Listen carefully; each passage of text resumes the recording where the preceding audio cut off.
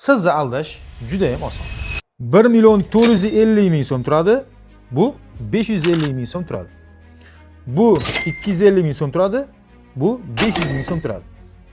Gaz sohasida metan qo'ydirasizmi, propan qo'ydirasizmi, jihozlarning farqiga bormasangiz, sizni aldash juda ham oson.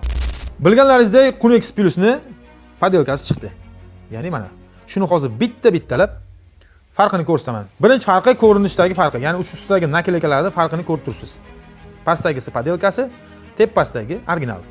Va past tomonga o'girsangiz nakleykalarda ham farqi bor. Podelkasining nakleykalari kattaroq, originalniki ixchamroq bo'ladi. Va uchinchi farqi boltlarida. Podelkani boltlari qora bo'ladi, originalniki ko'rganlaringizdek metallik rang bo'ladi. O'shandan farqlarni bilsangiz bo'ladi. Endi Nordic reduktorda birga bir kopiyasi, ya'ni Lux kopiyasini farqlarini ko'rsamiz. Ko'rganlaringizdek buni boltlarida ham farqi bor. Motiv bo'lgani bilan originalki sal qoraroq bo'ladi. O'shani ajratsangiz bo'ladi. Ikkinchi farqi, ya'ni originalda nakleykasi bo'ladi, ya'ni Tomasetti nakleykasi bo'ladi, podelkasida yo'q.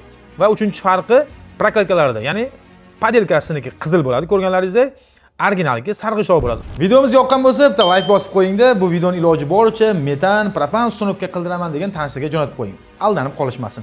5 haftaga doim sizga halollik va sifatni tavsiya etadi. Pastdagi nomerlarga telefon qilib batafsil ma'lumot yoki narx-navolarni bilishlaringiz mumkin.